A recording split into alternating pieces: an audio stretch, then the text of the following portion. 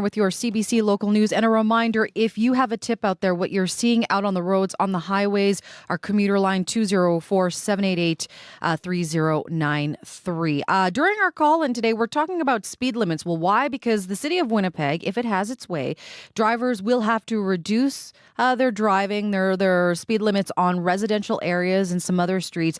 City is recommending lowering the default speed limit from 50 to 40 kilometers per hour. What do you think? We want you to share your thoughts on the idea. 204-780-0893, 204-780-0893. Text us at 204-588-7355, 204-588-7355. If you're watching on our CBC Manitoba YouTube channel, you can put some comments there as well as on TikTok. So hoping to get a conversation going on about this. We're going to get to our call in just a minute, but we have to talk about the forecast because as Julie mentioned there, Riley, we have a number of highway closures, visibility, slippery conditions out there. The temperature dropped so drastically today. Yeah, I think we dropped, Marjorie, about 5 or 6 degrees between 8 and 9 o'clock this morning. We were at +2 and we suddenly dropped to -4 or -5 in the city, depending on which weather station you were looking at. So quite a drastic drop even between the hours of 8 and 9. And that temperature, as that cold front has pushed through, has really just continued to fall from there with that wind picking up, gusting right now 60 to 70 kilometers an hour. There have been some gusts up to 80 reported through the later part of the morning. So as we head into the afternoon here, temperatures continue to fall. Right now, -11 in Winnipeg, Brandon -10, Dauphin, Swan River both at -13, Thompson's at -30, Churchill's at -34.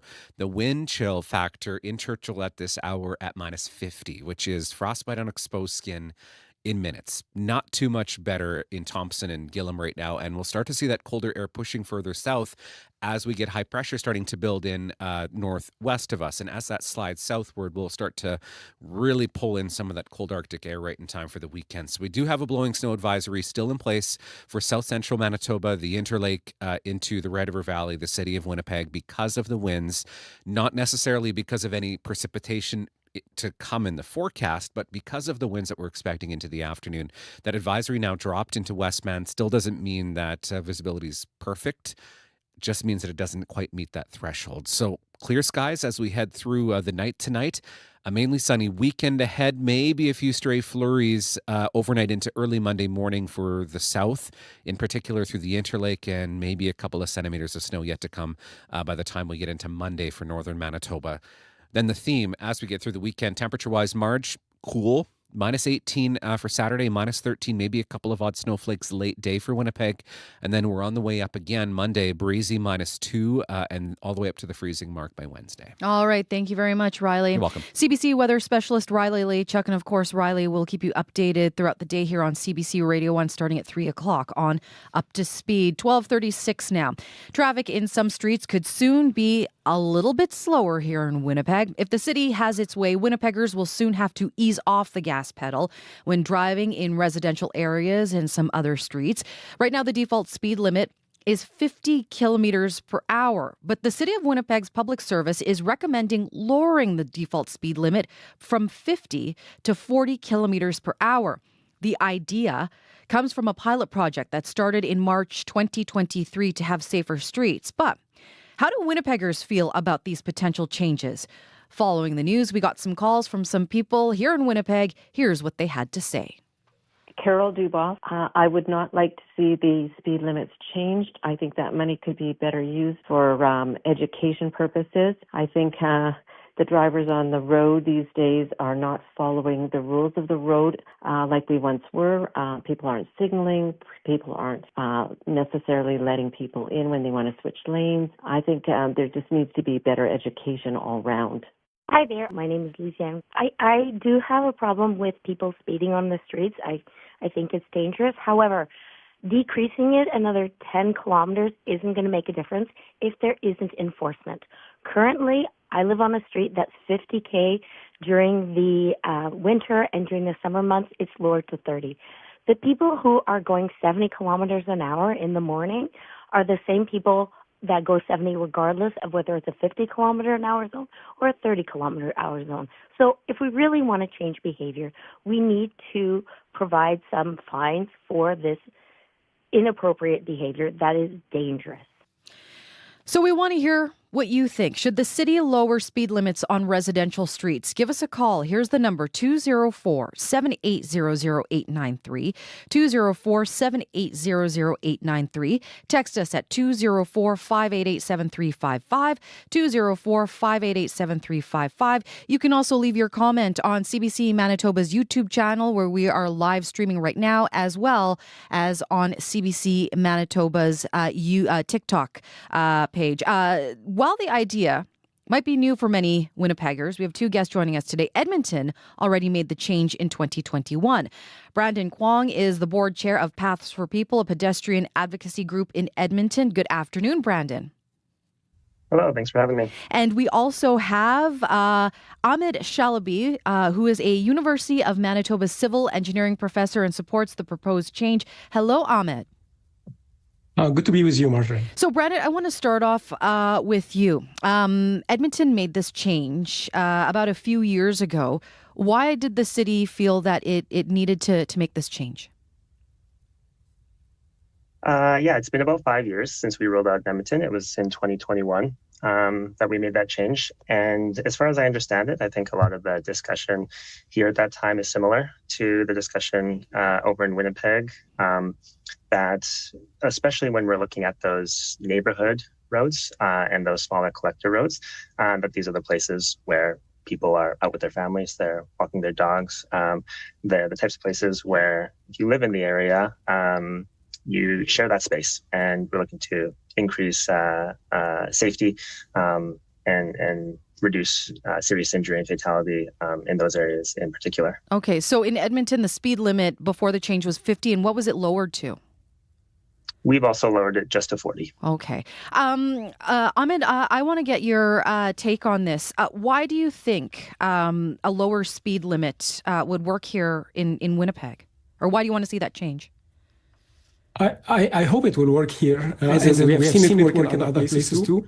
The reason for the speed change is the outcome of a collision is much better if the vehicle is at a lower speed, particularly for collisions with vulnerable road users. Those are pedestrians and cyclists that are not protected inside a vehicle. So by lowering the speed, I would hope that will encourage more people to move toward walking and cycling than currently, and that would be a safer environment for them to do so. Mm-hmm. Okay, we are talking to Brandon Kwong, who joins us from Edmonton. He's the board chair of Paths for People, pedestrian advocacy group in Edmonton. Edmonton lowered their speed limits to 40 about 5 years ago. And we're speaking with Ahmed Shalabi, who is with the University of Manitoba Civil Engineering Department and supports the proposed change. We are getting lots of comments on this, so I'm going to try to get as many comments in as possible. But if you want to weigh in, 204-780-0893 is the number to call. 204-780-0893. Text us 204-588-7355, 204-588-7355. And also leave your message on our CBC Manitoba YouTube channel as well as on TikTok. Let's get to our first caller who joins us now on the line. Hi there, Kowalski. Hello, are you there, Kowalski? Yeah, that's me. Hi. What's your take on this? Well, I think that I read recently that at 50 kilometers per hour, an accident involving a pedestrian or vehicle has a 15% survival rate, and that when the speed is lowered to 40, that survival rate can go up to 60 to 75%. So I think something like that needs to be considered because those types of numbers are jarring. Currently, vehicles are enormous now. I think it's obscene. The visibility is already obstructed enough in these vehicles with all the size of the dashboards, all the bells and whistles inside of them. There have been deaths of people on bicycles and pedestrians, and there's just no reason to be driving a vehicle like a missile down a residential area at 50 kilometers an hour. I just cannot possibly understand why anyone would want to drive that fast through a residential area. Kowalski, thank you so much for calling in and sharing your comment. We have this message on YouTube at Total PC says 40 kilometers per hour is terrible. To make roads safe, you teach the people to cross at the corners, not in the middle of the streets. Keep the people off the streets and teach children, plus find the people who jaywalk. Again, if you want to weigh in, 204-780-0893. Text us 204-588-7355. You can also comment on CBC Manitoba's YouTube channel as well as on TikTok. Brandon, I want to get your take on this. What was the transition like when the speed limit changed in Edmonton? What was the reaction from people, and what is it like today there now? Yeah, I think that's a really good question to ask. Here in Edmonton, at the same time that we were changing this default speed limit across the city, we were also running a program neighborhood by neighborhood where we were introducing traffic calming measures in different ways to make those spaces feel more safe for all types of road users. And in that time, we learned a lot. We heard a lot from the people living in those neighborhoods. And we've seen quite drastic reductions in those serious injuries and fatalities. And now 5 years on, to be honest, it really just feels like the new normal. Nobody's talking about speed limits in residential areas, the change from 50 to 40. In fact, the conversation has sort of shifted by this point towards 30. And if that might be a more appropriate area in especially some of the more residential areas. Interesting. So is council there in Edmonton possibly looking at a 30 speed limit? That's something that was discussed 5 years ago when we were looking at making this change. It was considered, and there were a number of groups who weighed in on the change from 50 all the way down to 30. We moved to 40 at that time. It's not an active, it's not on the table at council right now, but it's something that certainly remains on the minds of all city administration departments and all sorts of advocacy groups and road users, and how we continuously make our city better. Ahmed, what do you think are some of the possible challenges that the city could face if it does implement these changes? I know that this is all talk right now. This is a proposal, but what do you think some of the challenges are here for the city to do this? Well, as one of your callers mentioned, it's one thing to have a speed limit on the road and another to have people obey it and follow it and implement it. So there is a lot of in between there in terms of education and awareness and focusing on the benefits. If the city does change to 40 kilometers an hour, what are the benefits? What kind of safety benefits do we expect to have? A lot more. We need to focus on that a lot more than we focus on how much would that delay us or prolong our trip on the road, because we're only talking about the last segment of a trip from an arterial road toward a residential home or something. So that part of the trip is on a collector and a residential street. Some of these streets have no pedestrian facilities. There is no sidewalk and there is no bike path. So the road is shared between all groups. And that's where we see a lot more risk with children walking to school and at the same time vehicles on the same road driving at not inappropriate level of speed. 50 is inappropriate to drive when you have other pedestrians and cyclists on the same stretch of road. Mm-hmm. And I'll ask you this, Ahmed. We're going to try and get to more comments here quickly, but some comments that we've received is we've been at 50 for a very long time here in Winnipeg. Why look at changing this now? Well, we're behind the times in this, and we really need to move to where Edmonton has moved now and other cities in Canada. This move has not started in the last 5 years. It's almost 40 years. Some cities implemented this change 40 years ago. So we need to move toward that so that we can better manage speeds on our roads and make the roads safer for all user groups. We also have another user group that is coming to our streets in terms of e-bikes and e-scooters, which we don't see a lot of them now, but expect to see a lot more in the future. And these travel at a higher speed, and they will still be in conflict with vehicles and with pedestrians. That's why we need to manage the speed for all road users. And in doing so, we improve the survivability of a collision, particularly for the vulnerable groups, for pedestrians and for cyclists. It is 12:47. We have another caller who joins us now on the line. Hi there, Anna. Yeah. Hi, what's your comment? I really support reducing speed limits down to 40. It's funny, I was just driving through Riverview before I turned on the radio thinking how unnecessary it would be to ever drive 50 in a space like that. But even further onto places like Wellington and stuff, when you get to live into communities that have active transportation, have walkers and bikers and families and elderly on the roads, it's so hard I can't imagine not prioritizing not only their safety, but the quality of life they have and the quality of their experience as they get to move through communities outside of cars.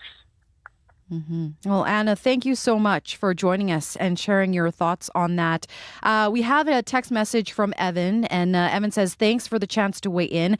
I'd love to see speeds reduced, but more than that, I dream of a transportation network that more holistically considers residents and not just cars. I want to be confident that I can send my kids out to bike or walk to a friend's place without worrying about speeding or distracted driving. Lowering speeds is one important evidence-based way to move us forward.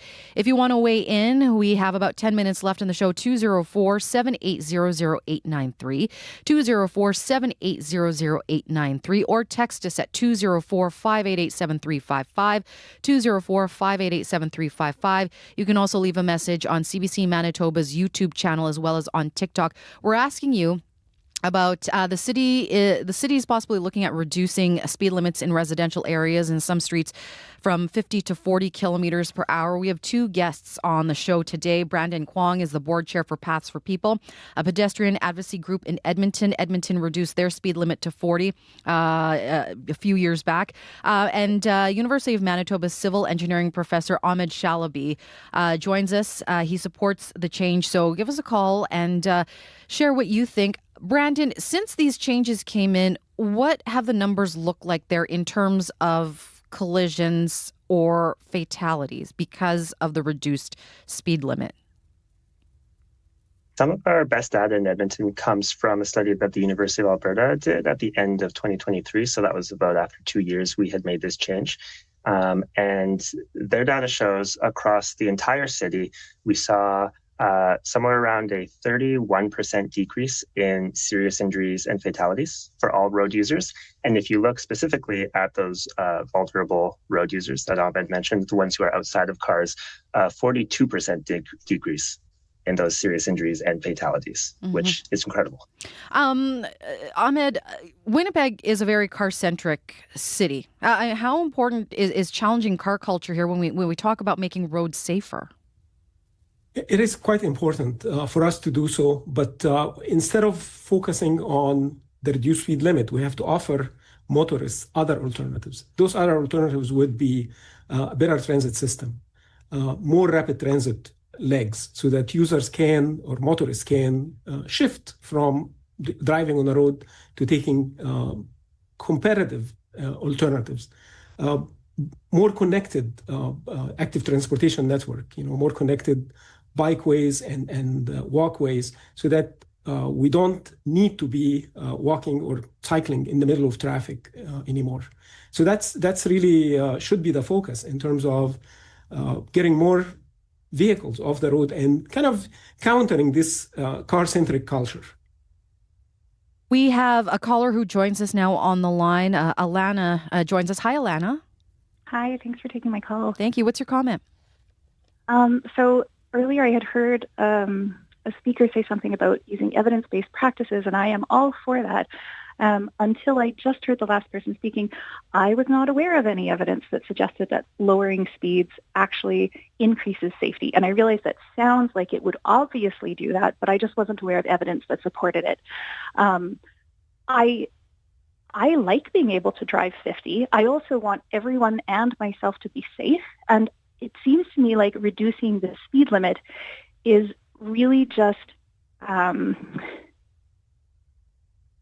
it seems to me like it's one of many ways to make the roads safer for pedestrians or cyclists. And I just don't see why.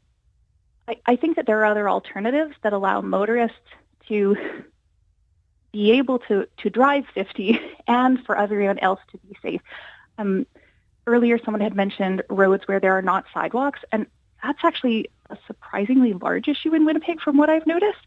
To me, that seems like it's that's an infrastructure issue. If you ask me, like, people need to walk, obviously. We should have safe spaces for them to walk, and they should never have to walk on the road, I think. But I don't know, in my opinion, I don't think lowering the speed limit is necessarily the answer, or at the least, not on all roads.